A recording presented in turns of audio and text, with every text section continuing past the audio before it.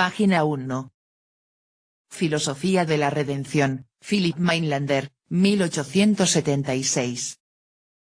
La filosofía de la redención es la obra capital de Philipp Mainlander, filósofo, escritor y mito poeta alemán del siglo XIX.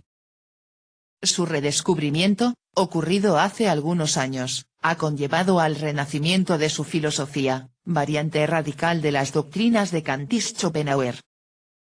Mainlander tiene una cosmovisión propia acerca del origen del universo. Dios, saturado de su propio superser, resuelve que la no existencia es mejor que la existencia. Conforme a ello, al igual que el Big Bang del comienzo final de todos los tiempos, se suicida, habido de no ser. Así, el universo no habría surgido por un deseo de creación divina, sino que sería el resultado de un agotamiento de voluntad divina. La filosofía de la descomposición o desintegración del universo significa que todo lo orgánico e inorgánico está subordinado a la ley del debilitamiento de la fuerza, es decir, que también el ser humano está en el universo para morir y no ser más. La muerte de Dios habría generado la vida, pero el curso vital no es distinto al proceso lento de desintegración divina. Se trata de una voluntad que se verifica a diario en los cementerios, pero que forma parte de un telos cosmológico. La presente antología ofrece por primera vez al mundo de habla hispana la obra de un pensador que se suicidó y cuya muerte fue conclusión de una argumentación ontológica. Sandra Baquedano Ger. Estudio preliminar. El pesimismo entrópico en las cosmologías filosóficas de la voluntad. 0.1. La gran obra, Vida y muerte de Philipp Mainlander. Una antología es una colección de fragmentos escogidos de una obra. Como toda selección filosófica, esta labor suele estar antecedida por la exégesis que el antologador y traductor hayan hecho del tratado. En este caso, la elección de esta antología se enmarca dentro del proyecto El pesimismo entrópico en las cosmologías filosóficas de la voluntad. Si bien en el sistema de extracción de los pasajes queda íntegra la visión de Mainlander, abrimos el camino para que el lector haga su propia lectura de Die Philosophie der Erlösung. El objetivo principal de este proyecto BIT, SOC 09142, financiado por la Vicerrectoría de Investigación y Desarrollo de la Universidad de Chile, fue únicamente traducir la presente antología de la obra capital de Mainlander. Agradezco al profesor Franco Volpi, quien a comienzos del año 2009 me instó, estando en Padua y Vicenza, a concretar este proyecto. Aquel encuentro académico formaba parte del itinerario filosófico correspondiente a la investigación postdoctoral que antecedió a este proyecto. Al profesor Volpi debo también el posterior encuentro y correspondencia con el mayor experto de la obra de Mainlander, Herr Dr. Winfried Müller-Seifert, editor de la obra completa del filósofo y fundador de la Sociedad Internacional consagrada a sus estudios. Los extractos que forman parte de esta antología los traduje en base al criterio que utilizó Herr Profesor Dr. Ulrich Horstmann en la primera parte de su libro Bomberwesen der Welt und anderen Resposten, pp. 31-82. El señor Peter Smith realizó correcciones y perfeccionó la traducción que está ahora en manos del lector. Estando en Bayamo, en el marco de la mencionada investigación, el doctor Sergio Pérez Barrero, uno de los mayores suicidiólogos con los que hayamos contado, me hizo entrever sabiamente sobre textos y personajes cuya popularidad en la historia de la literatura habían elevado las tasas de suicidio. Es el caso del joven Werther, por nombrar quizás el ejemplo más clásico. Presentar por primera vez al mundo de habla hispana la filosofía de un pensador que se suicidó y cuya muerte fue conclusión de una argumentación ontológica, no busca incitar el suicidio, sino más bien ayudar a canalizar a través de la vida el estancamiento existencial de quien padezca una avidez vital de la nada. Dedico esta traducción a la memoria de Bernardo Ortiz M., un fiel amante de la sabiduría, que luego de hacer estudios de teología ingresó en 1997 como estudiante al Departamento de Filosofía de la Universidad de Chile. Tanto él como otras personas que han resuelto dejar este mundo, trazaron con tal redención un camino sin fronteras reales que no he dejado de recorrer. La gran obra, Vida y muerte de Mainlander. Philip Batz nació el 5 de octubre de 1841. Se consideraba a sí mismo como hijo de una violación conyugal.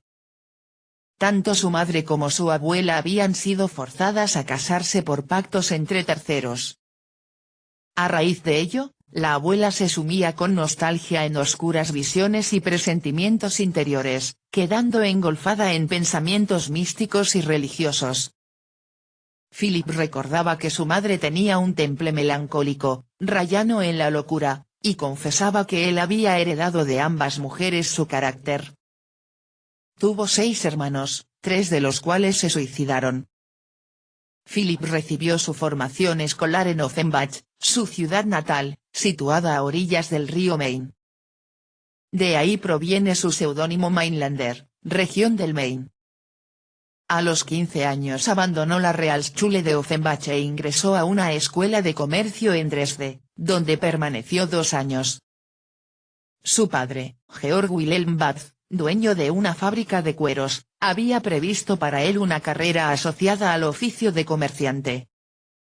Albergaba el anhelo de que su hijo fuese un científico de confianza que hiciera aportes en su rubro, como por ejemplo en el curtido de cueros, colores, cinturas, etc. En aquel tiempo, existía cierta amistad entre el conocido escritor Gutzkow y la familia Batz. Fue por intermediación de aquel que el joven Philip vivió en Dresde junto al Dr. Isig, un profesor que influyó en su formación intelectual. Además, el esplendor cultural de la época le permitió tomar clases en la ciudad situada a orillas del Elba de arte y estética, visitar los museos y asistir al teatro. Era el ambiente propicio para potenciar su talento como literato. El profesor Isig intentó persuadir al padre para que concediese a su hijo seguir una carrera humanista. Ese mismo año, 1858, Mainlander emigró a Italia a fin de concretar una práctica de comercio, país donde se acentuó su vocación intelectual. Aprendió italiano y leyó a Dante, Petrarca, Boccaccio y Leopardi en original. Mas, también en ese tiempo se sumió en largas depresiones. No solo padeció un amor no correspondido, sino sobre todo la muerte de su hermano. En Messina, a unas pocas horas de donde él se encontraba, Daniel se había suicidado. Ocurrida la tragedia, recibió con sumo retraso 2 cartas de su hermano fallecido. En la primera le rogaba que lo fuera a visitar a Sicilia, en la segunda le informaba que había decidido quitarse la vida después de haber colapsado en la espera. Un amargo resabio que sin duda acentuaría el anhelo de Mainlander de encontrar una liberación al tormento que le significaba la vida.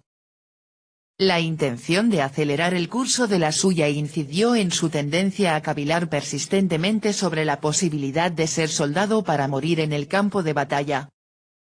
La idea de perecer combatiendo no reflejaba tanto su patriotismo como su amor o pasión por la muerte, que era mucho más fuerte. Esto transmite en las historias que narra, quedando descrita la ley universal del sufrimiento en el destino de los personajes y la muerte como una redención de tal tormento. Escribió poemas de amor, dolor, anhelo de muerte y experiencias intensas con la naturaleza, remembranzas probables de Leopardi. Redactó la trilogía de un drama histórico, Die letzten Hohenstaufen. Los restos de su personaje principal, Federico II, descansan en Sicilia, donde se suicidó su hermano. Muchas historias y personajes los tomó de la vida real. El rasgo común que comparten es que ellos en general están dispuestos a morir, ya sea por sus amores, sus ideales, etc. En 1863, Mainlander decidió volver a Alemania, presionado por cumplir la misión encomendada por sus padres, hacerse cargo de la fábrica de cueros. Para el poeta y filósofo esta labor significaba más un castigo que un premio. Entre 1864 y 1866 vivió en casa de ellos, tratando de conducir la firma de su padre del mejor modo posible. Llevó una vida bastante austera y de especial cuidado a su madre. Tenía un trato muy íntimo y cariñoso con ella, y únicamente abandonaba la casa para trabajar. En 1865, luego de un paseo a orillas del Rin, la encontró muerta. En lo afectivo, fue una pérdida irrecuperable, ya que su madre significaba todo para él. En la figura de Catarina Luise no solo se plasmaba el amor a la madre, sino también a la mujer, la hija. Su muerte afectó enormemente tanto a él como al resto de la familia. Mainlander sintió que el eje de su vida había cambiado y un nuevo rol comenzó a girar sobre sí. Debía hacerse cargo de su hermana Minna. Fue una época dura, los referentes emotivos y existenciales parecían haberse esfumado. Gützkow, luego de una estadía en Weimar, concluyó que su vida no era valiosa y ese mismo año, tras una grave crisis psiquiátrica, intentó quitarse la vida. Mainlander logró sobrellevar en parte la muerte de su madre, por un lado, sumiéndose en una apasionante vida intelectual. Por otro, contrastaba la aspiración de morir por algo valioso, con lo cual aceleraría en el fondo el tortuoso proceso que le provocaba vivir.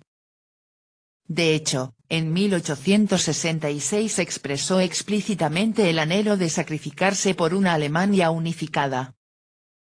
Después de diversos intentos fallidos en los que no pudo irrumpir en el campo de batalla ni hacerse soldado, se consagró con mucho más ahínco a las letras, el teatro y luego plenamente a la filosofía.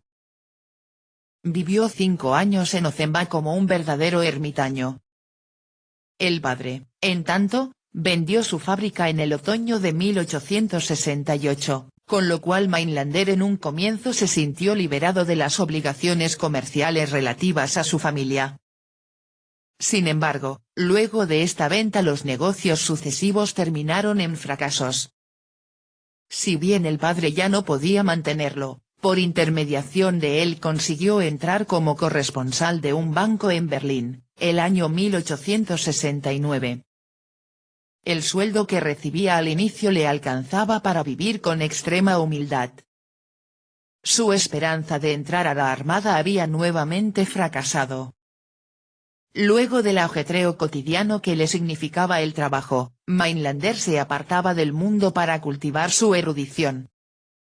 En soledad se dedicó a estudiar antropología, historia natural, política, ciencias sociales, poesía alemana y, en particular, filosofía. Leyó críticamente a Heráclito, Platón, Aristóteles, Scotus, Locke, Berkeley, Hume, Hobbes, Helvetius, Herbart, Condillac, Fichte, Hegel y Schopenhauer. Sin embargo, fue esta última filosofía aquella que verdaderamente lo había cautivado desde mucho antes.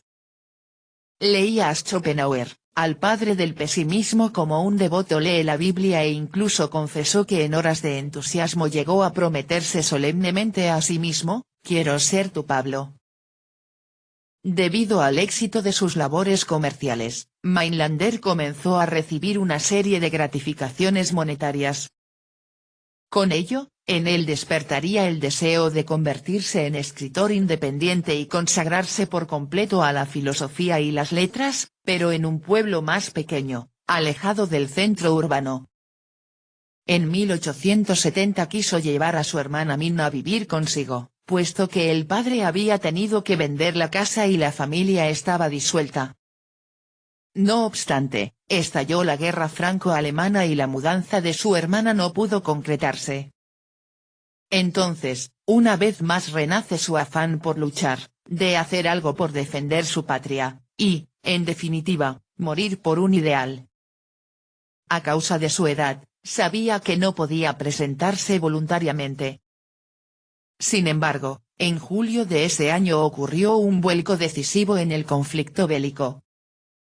A causa de la adversidad de la guerra y el número de bajas, se enteró por la prensa de la época de que extraordinariamente se aceptarían voluntarios, sin la habitual distinción restrictiva de edad. De inmediato Mainlander tomó clases de esgrima y en agosto de 1870 se incorporó como coracero al cuartel del regimiento de la Guardia Prusiana. Lo que fuera una infelicidad para los soldados, para Mainlander era un único objetivo: morir en el campo de batalla, tan solo morir, pues la vida en términos generales no significaba algo distinto de esa lucha. Sin embargo, no fue tan simple, pues un par de semanas después tuvo que abandonar el cuartel debido a un agudo trastorno nervioso. Mainlander lamentaría más tarde no haber estado en las batallas decisivas que se libraron después de su retirada. Ya como civil, retomó el plan de recoger a su hermana Minna y llevársela a Berlín. Pensaba que no se encontraba bien en Offenbach y que no podía desarrollar su talento como escritora allí donde estaba.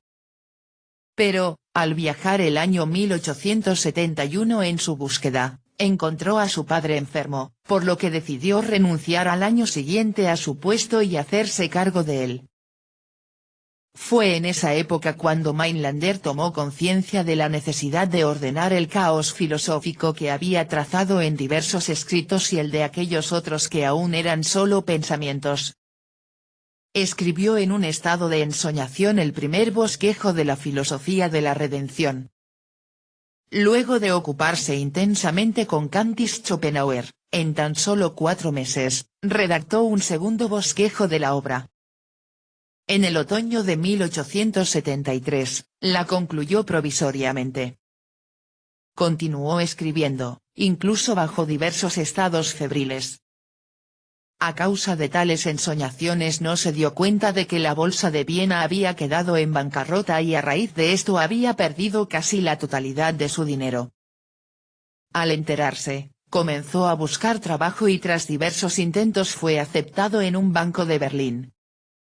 Las penurias económicas lo hicieron retornar a Berlín, esta vez junto con su hermana, en vista de juntar el dinero suficiente para mantener al padre. No era su ideal. Tenía recuerdos muy tristes de su estadía allá, le agobiaba saber que entraría en una ruina de otro tipo, pero decidió finalmente aceptar el cargo que le habían ofrecido. Sintió la estancia en Berlín como un suplicio, parecido al que experimentó Schopenhauer durante su permanencia en la ciudad, cuando fracasó como docente y desde donde terminó huyendo del cólera, epidemia que acabó con la vida de Hegel. El tormento finalizaría para Mainlander al presentar al banco su renuncia, en marzo de 1874, finiquitando al mes siguiente su último día de trabajo. Al poco tiempo, el filósofo fue llamado a Halberstadt para incorporarse como coracero en el regimiento de Magdeburgo. Aceptó, aunque el rumbo que seguiría en los meses que le restaban de vida estuvo marcado por otra naturaleza de rigor. Escribió intensamente entre junio y septiembre. Se levantaba cada día a las 7 de la mañana. Trabajaba hasta las 10 y luego se daba un baño a orillas del Main.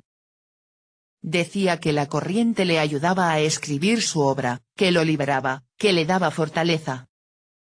A mediodía comía aprisa un pan o algo improvisado y trabajaba sin descanso hasta las 7 de la tarde. Como resultado de estas arduas jornadas, concluyó a fines de septiembre el primer tomo de la Filosofía de la Redención. En 1875 terminó el segundo tomo de la obra, año en el que sufrió un colapso espiritual. Sentía un profundo vacío y comenzó a cuestionarse cómo mezclar teoría con praxis. En su última carta, el autodidacta pide que su obra recién concluida sea remitida directamente a Minna, a Gutzkow y a otros 2 profesores. El 31 de marzo de 1876 llegó desde Berlín a Offenbach la primera edición del primer tomo de la Filosofía de la Redención. Al día siguiente, en la noche del 1 de abril, Mainlander se ahorcó. El supremo cumplimiento, que ha de atreverse a acometer el suicida, es la abdicación en pro de la nada, cuyo llegar a ser lo anula él mismo, anulándose a sí mismos como resultado de una avidez vital de la nada que se trasciende a sí misma. Luego de su muerte, el padre del filósofo quedó sin apoyo alguno. Falleció en 1884. Minna erró por distintos lugares, vivió un tiempo en casa de Guzkow y se hizo cargo de publicar el segundo tomo de la obra. Cumplida esta deuda se suicidó. Ninguno de los hermanos se casó ni tuvo hijos. Die letzte Hohenstaufen, la trilogía de un drama histórico de Mainlander, apareció en una editorial de Leipzig el año 1876. La novela Rupertine Delfino fue publicada en 1899. Los breves fragmentos dramáticos en torno a Buda aparecieron en una revista religiosa el año 1917. Con la publicación de Meine Soldatengeschichte, los trabajos editoriales de la obra de Mainlander parecían llegar a su fin. Recién el año 1999 aparece su obra completa, editada por el tanatólogo y filósofo Winfried Müller-Seifert. Página 9.